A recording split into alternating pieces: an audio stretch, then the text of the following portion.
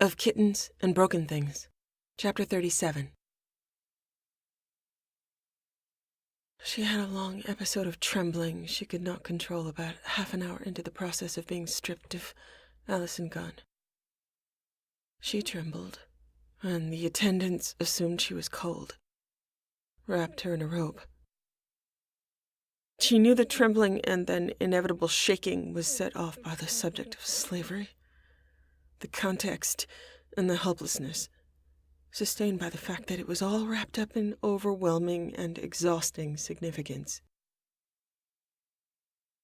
Now, all her adrenaline and purpose was gone, and this was what was left, a physical residue along with dull exhaustion, wishing it would end. She couldn't make it stop.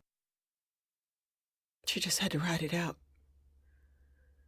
She stared as they fussed and pressed something warm into her hand to drink, which she put down. They didn't try again. She had ended a lot of slavers, but not all of them. There were always more. It was cleaner to fight Reapers somehow. Both she and the slavers could agree that Reapers needed to end. But she always felt that hollow loss at the subject, that space in her filled with smoke and screams. The pressure built up inside her, and reminders would make the tremors, and then the shaking start.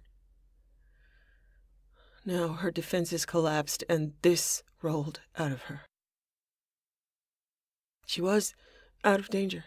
She was no longer on a stage, or not a stage that mattered. Nobody here cared about her or her reactions. She was a client. She was as alone as she could manage, and she wanted to walk out of here with the processing that belonged to full body shaking done. It was unpredictable when this was going to happen. The risks were higher when she was exactly like she was now. Helpless, vulnerable, aware she had turned a blind eye to slavery and left people to suffer because she had a mission.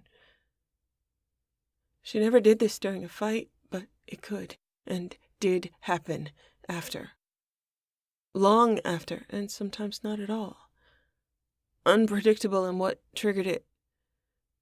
But it was a recurrent cycle, a need to throw it off like poison that attacked the head and the heart and the soul.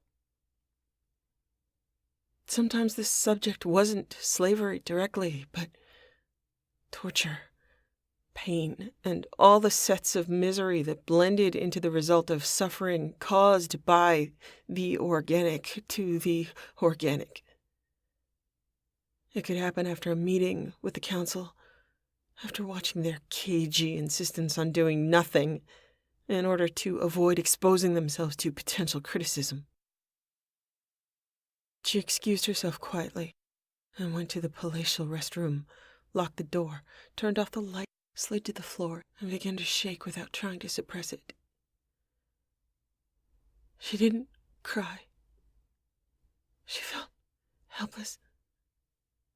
She wanted her skin back. She imagined the pain she had ignored just up one flight of steps. She multiplied that pain happening in homes and houses unseen. It hit her again, as it had so many times, that her mission to oppose the Reapers kept her from rescuing people because they were lower priority. Just like Mindwar had been on the patrol list. People suffering now would die before the Reapers even invaded, tortured to death, treated like cattle, abused, raped, replaced. So endemic and unstoppable that she had moved on. She had abandoned them. And that was only one house. Suffering was everywhere, and she couldn't stop it. And if she killed the Reapers, the surviving slavers could continue without interruption of the business of suffering and torture. Her mission meant nothing to people like her parents. That wasn't exactly true, and they were with her suddenly and trying to reassure her. And she told them, people like you, not you. She dry-heaved a little. She'd had no food or drink for hours. She still had no appetite, just the instinct to throw it all off and get it out. But it would always be inside. It wasn't coming out. She had learned at least something from Thane. She wasn't ashamed of locking herself in here. She didn't worry about the inconvenience she was causing to people who would shrug and charge more. For once, she didn't begrudge the expense. Worth it to her, thankful to Thane for covering for the effect as well as the aftermath. She let them wait for her while she set her own pace. She left her sanctuary when she was able to speak again and the shaking had stopped. Then she was effectively stripped. She was numb to this process as she hadn't been to the original transformation, retreating in exhaustion. But she was alert enough to balk when it appeared she was back to herself as much as possible, and they began to reapply makeup. She held up a hand. Wait, I don't do that. An attendant tried to pacify her and push her back. We wished to. She worked up a baby glare. It was trying hard. It had no effect. The attendant said reasonably, as though to a small child who matched that level of proto-glare, "The service is finished, but we cannot allow you to leave looking like that." Oh, right. She was bad for business, looking like herself. All that character left unprocessed. They couldn't stand it. They also thought they were being kind to her, she realized. Of course, they thought she wouldn't want to leave the houses of the holy without a final blessing, without them casting alms to a beggar. They also could not allow her to leave looking like a heretic, unconverted to their ways. Please get me a cloak and a mask. But we can... Please, get me a cloak and a mask. I need to go. Thank you for the offer, but I really need to go, and it can't wait. She was given a cloak and a mask, and she went straight to the apartment, into the shower to get even the scent of the place. The chemical residue left on her skin just from the air there, off her body, and out of her hair and her nose. It was a newly despised flavor of smoke. She was exhausted and wrung out, but she wanted to talk to Garrus. That impulse stronger than the dulled potential thirst or hunger or smoke of the day. Choosing what to wear to bed had never been an issue. And now she realized that she had no remaining comfortable, oversized anything. Now, there were only exquisitely beautiful, soft, and still covering up all of her skin, things to sleep in. But she was irritated at not being able to find... She rifled through her luggage for a moment, and then sent Thane a text question. "Did you throw away my real clothes?" They were not real clothes. They were abominations. Did you throw away my abominations? Yes. Stop doing that. Stop wearing abominations. Stop sneaking in while I'm sleeping. That is conjecture, Lesson. You have no idea when I snuck in. Give me back my clothes. Absolutely not. I have standards. Now you have standards. I prefer abominations. Obviously. Thank you for lovely clothes. You are welcome. Don't take anything else. We shall see. I'm not a project, Thane. Of course you are. Sleep well. Shepard, you're a terrible person. And that has been established. In her head, now a ritual call and response. She typed in instead. Sleep well. She was smiling because now in her imagination there was a theoretical pile of her clothes next to the pyramid of mugs in his quarters. Wait. Scratch that. He'd burned them. There'd be no evidence remaining. She had a set of peach pajamas in some fabric she couldn't identify, but it was lovely. Close to silk. Likely of Drell origin, but she didn't remember the name. She probably shouldn't be calling them pajamas. They were probably loungewear. They were very comfortable. Long sleeves, no neckline other than a slight scoop, and she counted her relative blessings. As a small act of rebellion, she was going to refer to them as jammies, and darned be the consequences. She flopped on the bed, on her stomach, and dragged a pillow under her chin, set her omni-tool where she could see, and called Garrus. He was at home, and he answered with a teasing smile. Red looks good on you. Liara? She wasn't invited to see, but that doesn't stop a shadow broker. Did you hate it? I bet you hated it.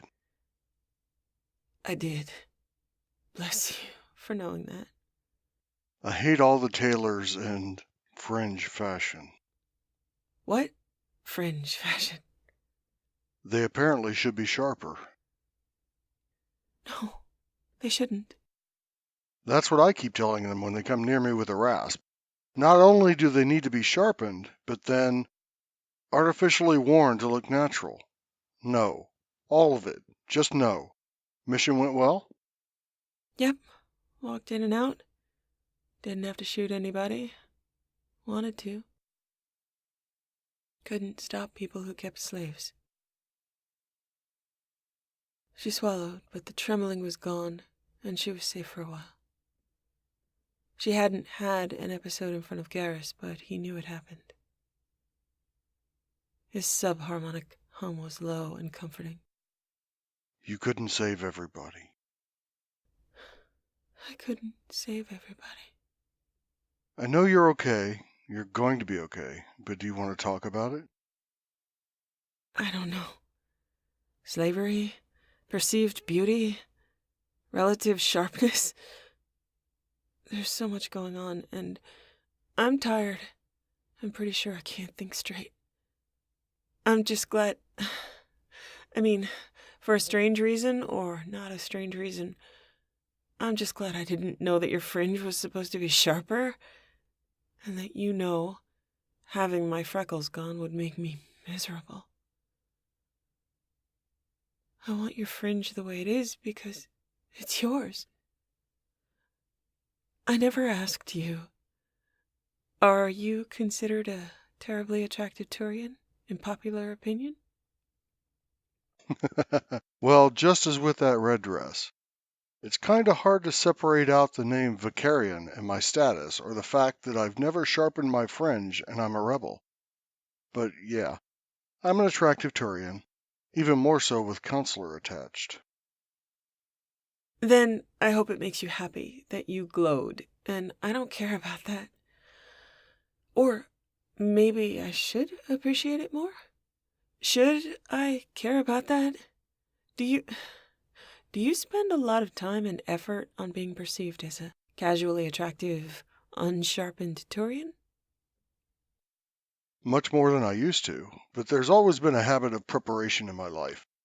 My mother and father expected me to exceed certain standards that progressed from clean to organized to tailored. Then there was the military, and we spent hours on shine and straight and passing inspection. CSEC, same thing. Public image and public face being the best. Then as counselor, it went to a whole new area. I have social secretaries and designers and fittings, and I don't like them, but I know they're necessary. I don't let them rasp me, though. I let them rasp me today. I got rasped hard.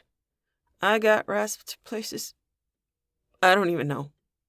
That sounds wrong, and you know it.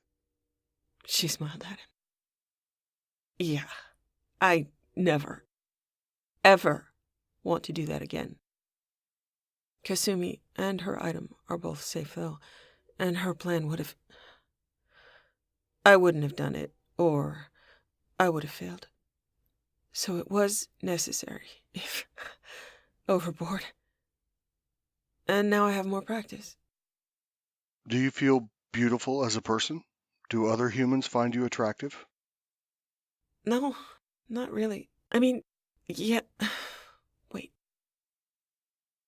Let me break it down into two separate questions. I don't think people in general find me beautiful. I don't try to look beautiful. But beauty, in this case, it's about my perspective. I look like my mother.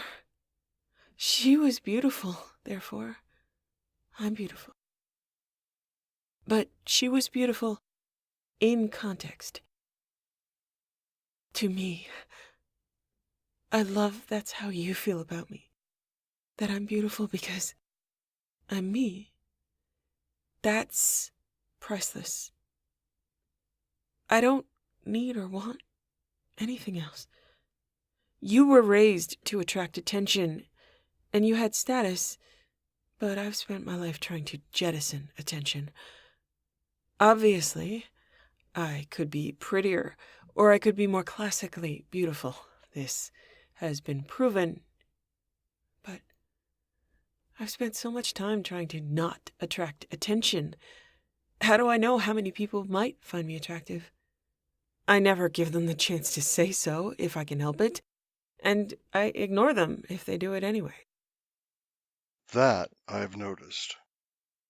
So, I have a willful ignorance there. I don't really want to know what other people think, so I can't answer for them. Maybe I'm not pretty to other people, but I'm beautiful to you. It's still not fair for me to say, no, people don't find me attractive, because there's an obviously symmetrical, highly processed Drell who does not seem to care. Well, he cares. I think he wants the best available for me, and for himself. And the best means a lot of work I'm not interested in doing. He said something to me tonight. Half the time I know he's just teasing, but he said something, and it seemed to work. He said I have a look where I've just figured out how to kill someone. That I should ask you what effect it had on you. He's probably messing with me, but... is it true? The look is effective. So, if it's about my eyes when I'm thinking, and not my eyes when they're just my eyes, then it is about beauty being expressed through action. If someone were to tell me that I weren't pretty, I wouldn't be insulted. I don't feel like I'm missing anything. I'm not interested. Thane's probably disappointed, but too bad. I like me.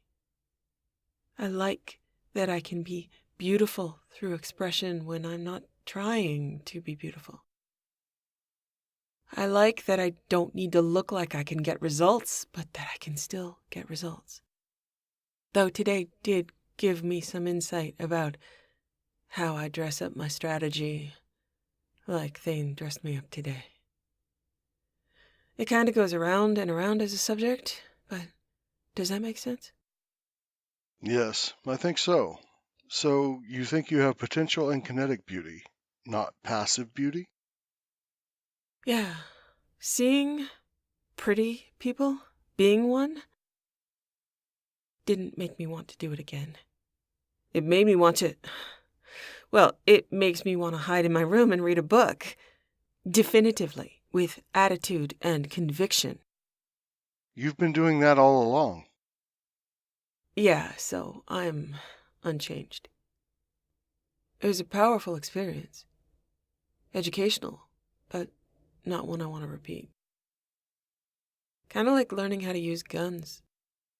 Powerful experience, educational, but holding a gun doesn't make me feel more powerful, and looking pretty doesn't either. I prefer my intelligence as my source of power. It's solid, not as unpredictable, not as destructive, and I enjoy the process of gaining and expressing that power more than I do with a gun or with a dress. I don't think I'm going to choose to be a snake charmer. That thing could kill me. How about I do it without the snake? Thane's the snake? Yeah, I guess so. He'd agree. I'm just stubborn and opinionated and too accustomed to one way of expressing myself. I don't want to invest in something that isn't a sure thing. So what was the point of going to all that trouble? Well, just going out to dinner as myself is going to be easier. If I can keep my cool, and I did in criminal company where I was extremely uncomfortable with my surroundings and my attire, I should be able to convince reporters that I'm comfortable when I'm only sort of uncomfortable with my surroundings and attire. The fake relationship thing is something I don't want to do. But I'm not giving time with you up. I need to protect what we have. For anybody paying attention, you're beautiful, potentially, kinetically, and passively, and this is going to sound terrible, but here we go. I'm looking forward to the actual Reaper invasion so I can get my priorities aligned. Then we're in the fight, fully in the fight. No need for courting reporters, no more snake charming. I've thought about it. I can be a counselor from the Normandy. You... What? I know you've got the immediate fight in front of you, but I'm thinking about the long run, Limia. If next week we're the next story on the front page, if Turians watched you take down a collector ship, the hierarchy watched you hand it over to them so they could save 500,000 people, if anybody's left that won't support you, if anybody believes we won't work well together or won't protect Turian interests, I'm not wasting time and effort on them. They should have all the proof they need by now. If someone finds out tomorrow that I am bonded to you, I am not ashamed of that. I am not going to hide it. I'll agree to stay counselor if it's possible, I promise you. But if all precautions and high-heeled plans don't work out, I'm not backing down on protecting Palaven or fighting with you. Once Reapers hit, every priority is going to change, and it will shift from preparation to execution. I'm going to suggest the Council moves to the Normandy to protect them. You have the only stealth drive. You will be directly in the fight. If the Reapers hit, you know we should evacuate the Citadel. They might hit the Citadel first, I don't know. Wherever they hit first, they hit, and we don't have anything left to prove. She rapidly absorbed a lot of that without really understanding the implications. echoing back to him. So, you think we reach a point in the fight where it's just fight, and allocating the fight, and there's no more selling the fight? Yes, yes, I think this is going to happen. Needs to happen. When, not if, Limieth, but when that happens, I'm taking the berth on the Normandy that you promised me. It's going to be our berth. I'm going to be there with you, and I'm going to shoot things. No more high heels, no more desk. We both get some of what we want as a side effect of everything else going straight to hell. What? You want me to put the Turian counselor at risk? Every Turian will be at risk, Limieth. Trust me that as part of Turian culture, I'll need to show that I'm just as willing to fight in the front lines, eager, in fact, as I was with Saren. Any Turian who does not support that in a time of all-out invasion, who would try to tell me I should not have you as a bondmate, that will not be the sort of person I should be listening to. If Paladin no longer wants me supporting them, that is their loss. I'm willing to maintain the counselorship and coordinate the war effort, but I will do it as your bondmate, and I will do it from the Normandy, or whatever other ship you steal from Reapers. Wherever you go, I go with you. When that day comes, Limieth, we have done all we can to convince people of our competence and dedication, and if they don't see it, it's because they don't want to see it, and we should not waste our time on them. The rest is execution. On that day I listen to you, you listen to me, we do it together. Oh. You're not arguing. She thought.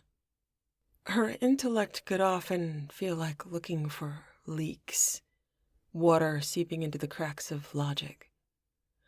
Based on that sense, she'd have to identify the cracks and put those concepts into words, but right now his argument felt smooth, impenetrable.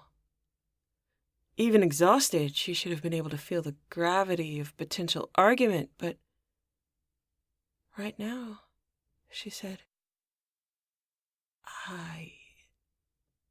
I don't think I can. I don't think I believe you. My brain is not at her best, but yours is. Wait, really? Yeah. The day had to come, huh? So I was smart? She beamed at him. Yeah. Finally. So you're going to be reasonable? It looks that way. If reasonable to Turians means putting you at risk. You're not going on every mission, by the way.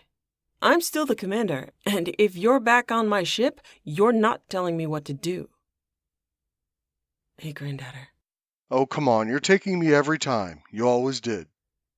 She reached her fingertip out to his image on her Omni tool, traced it over the mark on his crest.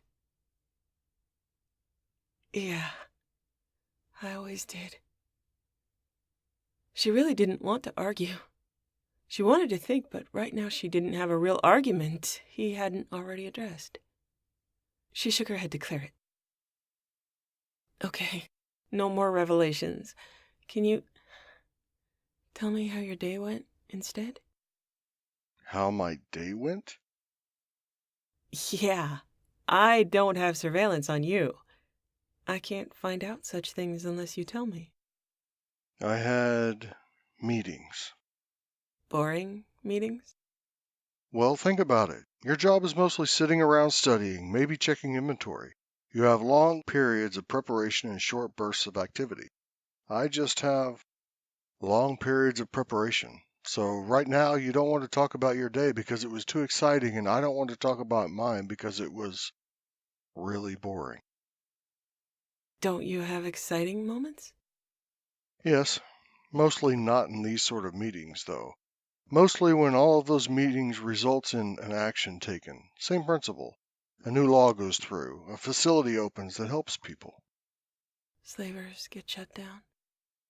Slavers get shut down. Yeah, those are good days. Worth it days. It's all worth it. Maybe irritating. Like high heels. I wouldn't know. Pray you don't ever have to find out. Oh, I did find out about the Kepral's program. There is one. Solarian Run, according to them, a great deal more comprehensive and effective than anything the Hanar are developing. They've had some success with lung transplants, synthetic lungs, and other therapies. That's fantastic. Thank you. You're welcome. I need to talk to Kolyat. I've told Thane that I want him to leave if we survive the Collector mission to spend time with Kolyat. I want him in that study. So the snake charmer already has an expiration date? Yeah, I did make that part of the deal of me taking the apartment. He knows he's dying. I told him I wanted him to go immediately, and we negotiated terms. He's got a spot whenever you manage to get him there. Think you can convince him? Yeah, I do. He won't like it. Not even a little. Just like you didn't like having freckles removed. Right. Not even a little. And you're still going to do it. Absolutely. Best day ever. So plans are firming up. Snake charmer charmed, me on the ship. After we win, we establish a place with no high heels and no fringe sharpeners. No slave traders. Yeah, I'm allowed to shoot things then. I'm allowed to not shoot things. That's it? Really? You're just going to stop with all the injustice and everything still happening? Yep. I am just going to stop. Thane has something to say about that, though. He thinks that if I see suffering, I'm going to be drawn from helplessness to competence. And I think that's also what today was about. Putting me in a circumstance where I will only jump one way. Maybe I won't watch the news. Can we go somewhere that I can indulge in the luxury of not watching the news? Absolutely. No news. Did you think about kids? I thought about you thinking about kids. I have no idea. I haven't really thought of me as mom material. You have? Definitely. Turian or human? Both. Either. Is this a Turian nesting thing? We don't build nests, Lemia. Metaphorically. Metaphorically, yeah. Family means you, and family means kids. Then, yeah. I teach him how to bake, and you teach him how to shoot. You're going to have to figure out how to bake for Turians. I teach him how to bake and grill. You sure it's okay? You don't end up on Palaven? It's okay. If you're done, I'm done. The rest of the family can come visit us. You need trees. I need trees. I need no news. I need you.